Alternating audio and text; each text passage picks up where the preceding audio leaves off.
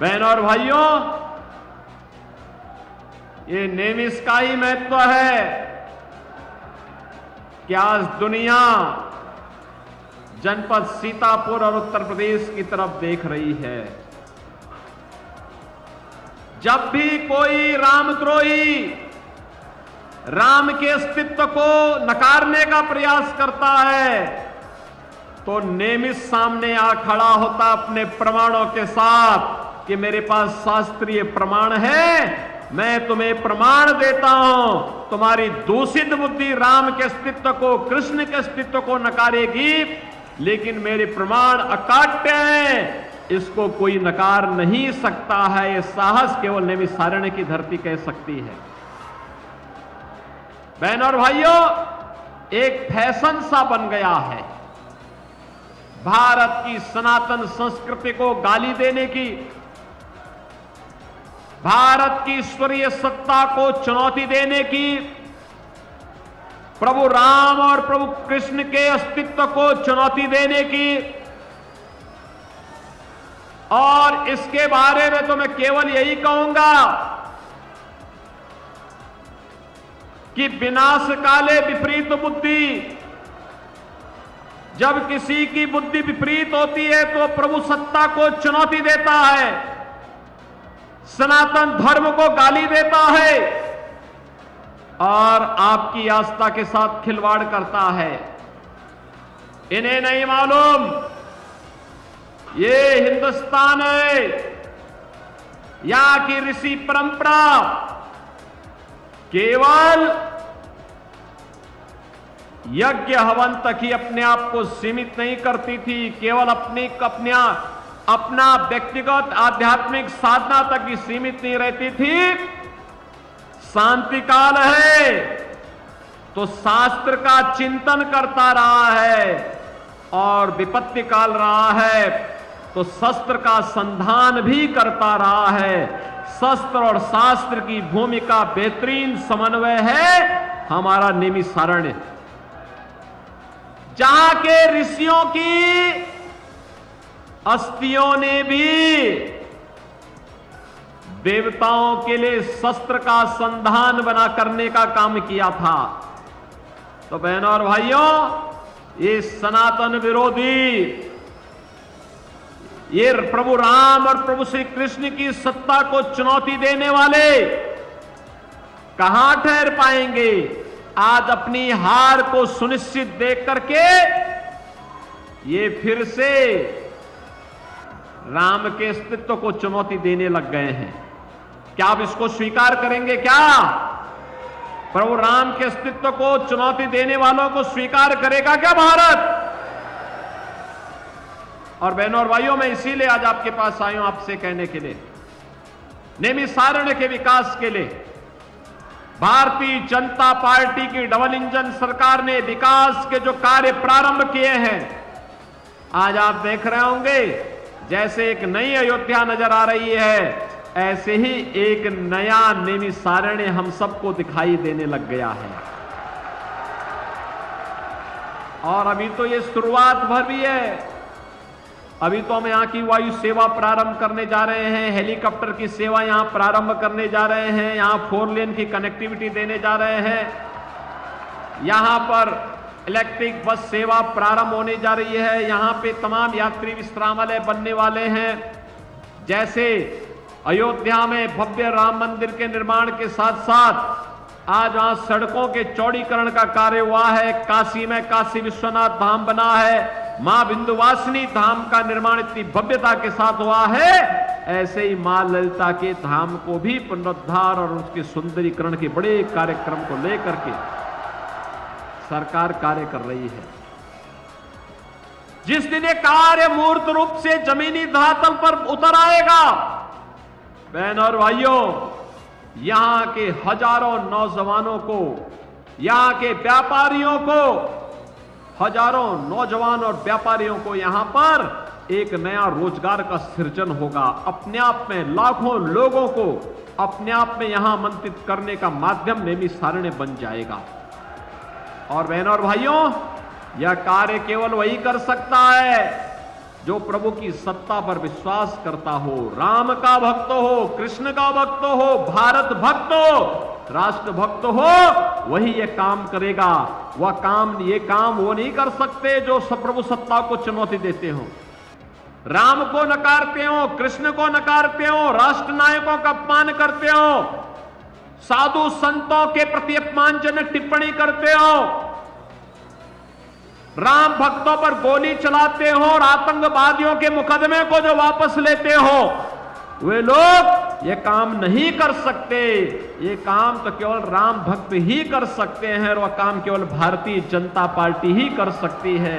और यही कहने के लिए बहनों और भाइयों आज मैं आपके बीच आया हूं। आपने देखा होगा बदलते हुए भारत को, मोदी जी के नेतृत्व में आज एक नया भारत का दर्शन पूरा देश कर रहा है। और बहनों और भाइयों आज तीसरे चरण का मतदान भी हो रहा है। 2 चरण में पहले संपन्न हो चुके हैं। 2 चरण में 191 सीटों पर चुनाव हुआ, तीसरे चरण में 94 सीटों पर फिर से चुनाव हो रहे हैं। यानी आज के बाद आधा चुनाव संपन्न हो चुका होगा। आधा चुनाव संपन्न होने का मतलब जो दुनिया देश की आवाज है, फिर एक बार 400 पार, फिर एक बार, फिर एक बार, ये जो 400 पार का जो लक्ष्य है बहनों और भाइयों, यह नजदीक आ चुका है। और इसके लिए आप सबको लगना पड़ेगा, एक एक सीट का हिसाब रखना पड़ेगा और तब फिर एक बार मोदी सरकार भी आएगी और अब की बार 400 पार का लक्ष्य भी पूरा होगा। हमारी पीढ़ी बहनों और भाइयों सौभाग्यशाली है, हमारी पीढ़ी सौभाग्यशाली है। हमने बदलते हुए भारत को देखा है। आप कह सकते हैं, वर्तमान पीढ़ी कह सकती है, वर्तमान नौजवान कह सकता है, वर्तमान नागरिक कह सकता है, हमारे ऋषि मुनियों को, संतों को, साधु संतों को, जिन्हें इस लोक में अपने भक्तों को और परलोक में अपनी गुरु परंपरा को जवाब देना होगा, वे कह सकते हैं कि हमने वह काल देखा है जब प्रभु राम अयोध्या में विराजमान हुए हैं, जिसके लिए पीढ़ियां खप गई, लेकिन हमने अयोध्या में वह दिन देखे हैं। बहनों और भाइयों, हम में से हर व्यक्ति कह सकता हमने बदलते हुए भारत को देखा है, जिस भारत ने दुनिया के अंदर अपना सम्मान बढ़ाया है, जिस भारत की सीमाएं सुरक्षित हुई हैं, जहां आतंकवाद के सामने घुटना सरकार नहीं टेकती, बल्कि आतंकवाद को नेस्तनाबूद करके हमेशा के लिए उसकी राम नाम सत्य है कि यात्रा निकालने का जज्बा जिस सरकार में रहा हो। हमने उस सरकार को देखा है जिसने भारत विरोधी वे सभी प्रावधान समाप्त किए, चाहे वह धारा 370 का मामला हो, चाहे वह इस देश के अंदर आतंकवाद और नक्सलवाद की जड़ जहां भी खड़ी रही, उस बेल को नष्ट करने के लिए भारतीय जनता पार्टी के नेतृत्व की मोदी जी की सरकार ने वे सारे उपाय आने वाली पीढ़ी के भविष्य के लिए कर दिए हैं। हमने उस भारत को देखा है जिसमें हाईवे वर्ल्ड क्लास के बन रहे हैं, जिसमें एक्सप्रेसवे बन रहे हैं, जिसमें रेलवे और मेट्रो का बेहतरीन कार्य हो रहा है, जिसमें 1 डिस्ट्रिक्ट 1 मेडिकल कॉलेज का निर्माण हो रहा है, जहां IIT, IIM, AIIMS, IIIT, NIT, world class university, 1 district 1 medical college, हर घर नल की योजना लागू हो रही है। और हमने उस भारत को देखा है जिस भारत में 80 करोड़ लोग राशन की सुविधा का फ्री में लाभ प्राप्त करते हैं। बहनों और भाइयों, यही भारत था 14 के पहले गरीब भूख से मरता था, किसान आत्महत्या करता था, नौजवान पलायन करता था, बेटी और व्यापारी सुरक्षित नहीं थी। 2014 के बाद मोदी जी के नेतृत्व में कितना परिवर्तन हुआ है। 80 करोड़ लोग फ्री में राशन की सुविधा का लाभ प्राप्त कर रहे हैं। 60 करोड़ लोगों को आयुष्मान भारत में 5 लाख रुपए की स्वास्थ्य बीमा का कार्ड मिल चुका है। हर साल 5 लाख रुपए की फ्री में दवा करा सकते हैं। और बहनों और भाइयों, 50 करोड़ गरीबों के लिए जनधन अकाउंट खुल गए हैं। पैसा दिल्ली या लखनऊ से जो आएगा सीधे उसके खाते में जाएगा, बीच में कोई मध्यस्थ नहीं रहेगा। गरीब का पैसा गरीब के पास जाएगा। बहनों और भाइयों, 12 करोड़ किसान सम्मान निधि का लाभ प्राप्त कर रहा है। 12 करोड़ घरों में शौचालय बन गए और सर्वाधिक शौचालय बनने वाले जनपदों में से आपका सीतापुर है, जहां के गरीबों का सर्वाधिक शौचालय बने। 10 करोड़ गरीबों के घर में उज्ज्वला योजना का सिलेंडर पहुंच गया है। सर्वाधिक सिलेंडर आपके सीतापुर जनपद में आए हैं। 4 करोड़ घर बन गए हैं, जिनमें से 2 लाख घर तो केवल आपके सीतापुर जनपद को मिले हैं। बहनों और भाइयों, मैं इसीलिए आपके पास आया हूं आपसे कहने के लिए, मोदी जी ने कहा है जितने लोग बचे हैं जिनके घर में सिलेंडर नहीं, उनको आश्वस्त कर दो कि इसके बाद चुनाव के बाद उनको 100% जिनके पास घर अभी भी नहीं मिल पाया है उसको घर मिलेगा। राशन की सुविधा आगे भी 5 वर्ष तक निरंतर जारी रहेगी। मोदी जी ने इन सभी चीजों के लिए आपको आश्वस्त कर दिया है। और इसलिए बहनों और भाइयों, आज मैं आपके पास आया हूं। ये परिवर्तन तब आया है जब आपका एक वोट मोदी जी के समर्थन में कमल चुनाव चिन्ह पर गया है। जब यही वोट कांग्रेस के हाथ पर जाता था, समाजवादी पार्टी की साइकिल पर जाता था, तो अयोध्या में राम जन्मभूमि पर आतंकी हमला होता था। काशी में संकट मोचन मंदिर पर हमला होता था।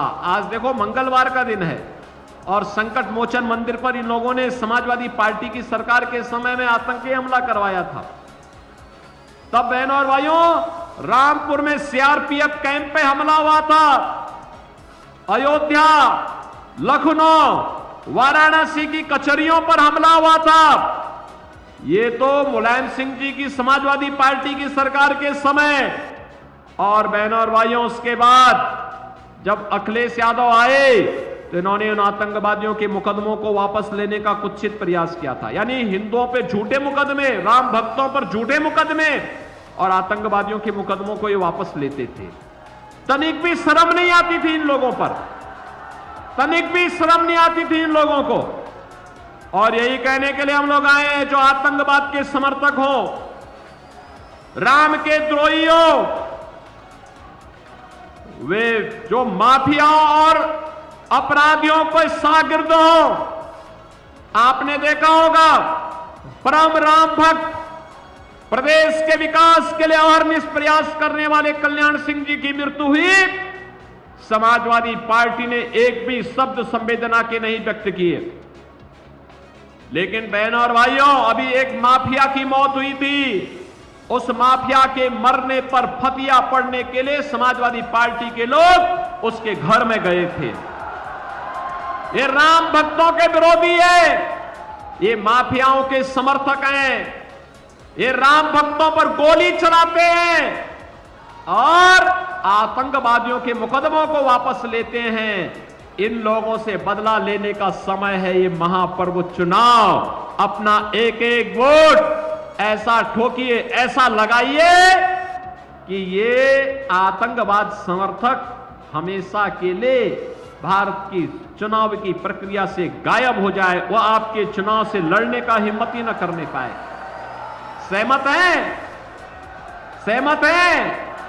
बहनों और भाइयों, ये चुनाव केवल चुनाव नहीं है, ये चुनाव है नए भारत को आत्मनिर्भर और विकसित भारत बनाने का।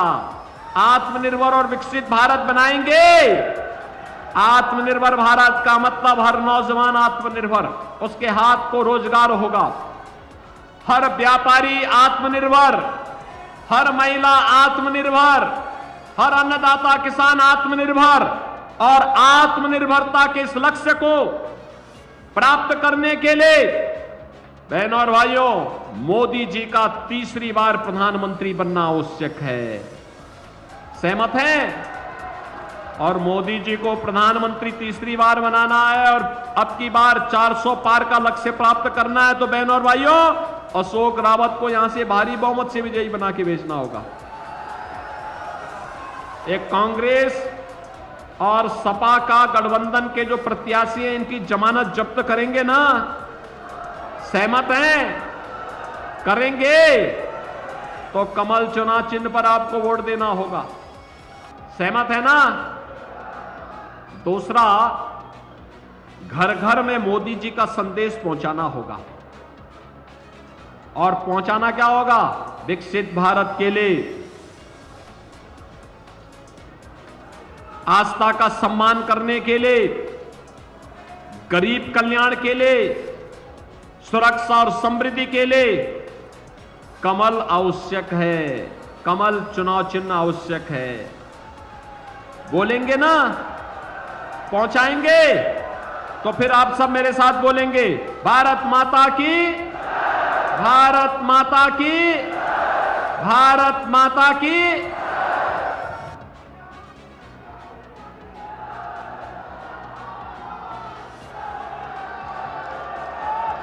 भारत माता की, भारत माता की, भारत माता की, भारत माता की। नरेंद्र मोदी योगी आदित्यनाथ, नरेंद्र मोदी योगी आदित्यनाथ, नरेंद्र मोदी योगी आदित्यनाथ।